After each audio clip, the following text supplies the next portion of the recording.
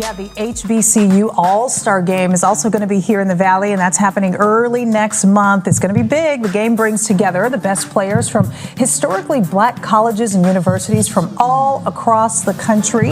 It's set for the same weekend as the NC2A Final Four and will include several days of events leading up to the big game. We currently have 65 of the nation's top players representing this historic and third annual HBCU All-Star Game that are representing 49 HBCUs across the country in those 4 premier black colleges conferences. All right, Travis, he's the CEO of this thing. The third annual HBCU All-Star Game happens Sunday, April 7th at GCU. Tickets for the game are on sale right now. It will also air live on CBS 5. Awesome stuff. Yeah. People say you don't call out names. I'm going to call out the HBCU first-round draft picks. Earl Monroe, number 2, 67. Elmore Smith, number 3, 71. Marvin Webster, number 3, 75. Zilmo Beatty, number 3, 62. Dick Barnett, number 4, 59. Purvis Short, number 5, 78. Ben Warley, number 6, 61. Benny Swain, number 7, 58. Sam Jones, number 8, 57. Cleo Hill, number 8, 61. Gene Short, number 9, 75. Charles Oakley, number 9, 85. Lindsey Hunter, number 10, 93. Charles Rogers, number 11, 94. Travis Grant, number 13, 72. Larry Wright, number 14, 76. Mike Davis, number 14, 69. Kevin Lowder, number 17, 81. Frank Sanders, number 20, 78. Number 21, Monty Davis, 1980. And Earl Jones, number 23, 1984.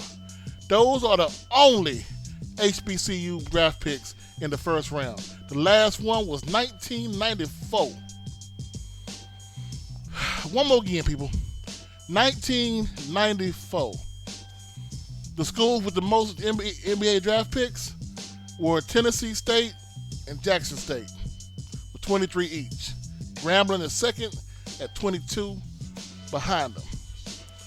59 HBCUs have players taken in the NBA draft. From that group, Bishop and St. Paul's are defunct HBCUs with former draft picks.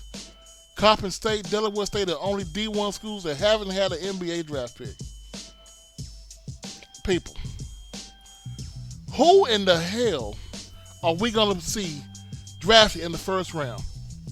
They have the top 20 selections that the NBA was looking at. You know, people like Fred Cleveland from Central, Bryce Harris from Howard, Montez Robinson from Delaware State, Winston Taft, Morgan State, Jamari Thomas, Norfolk State, Jordan Hines, Bluefield, Taj Hardin, Virginia Union, A.V. Huggins, John C. Smith, Jalen Austin, Winston-Salem, Isaac Parsons, Winston-Salem again. Damn. Chris Martin, Atlanta, Alvin Miles, it's own school. Walter Peggs Jr., Spring Hill, Tim Moore, Benedict, Montez Jones again for Tuskegee, Tayron Joseph, Southern, T.J. Maddox, Alabama State, Kylan Milton, Pine Bluff, Jacoby Hattie, Bethune-Cookman, and Catavius Dozer, Grambling State. That's who the NBA says we should look out for. But you know guards are a dime a dozen. Guards really don't mean anything in the NBA. If you are not a 7-foot freak, or you got to have that dog in you, you got to fight like Mr. Ben Wallace. If you don't have one of those two, the NBA really, truly is not going to wait to develop you. Who do you see in that list that's going to have that? You got to be special. And I mean super special to get on the NBA level. I'm happy we have an HBCU All-Star game right before the National Championship game in Phoenix. I'm happy to see it. But you know what I'll be more happy to see? What I will really want to see? Because they're going to have these players invited. Mr. Dozer from Grambling State. I would rather see Dozer playing on the Final Four than see him playing with an All-Star traveling squad at the Final Four.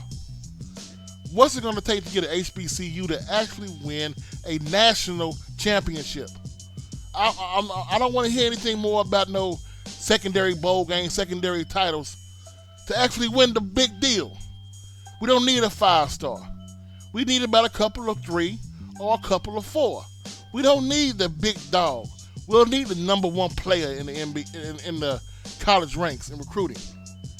If you get a cohesive team, the right coaching staff, pay the coaches. You heard me on that one. Actually pay your coaches. We can dominate. You always say we are the culture. Well, stop selling our culture short and pay us what we are worth.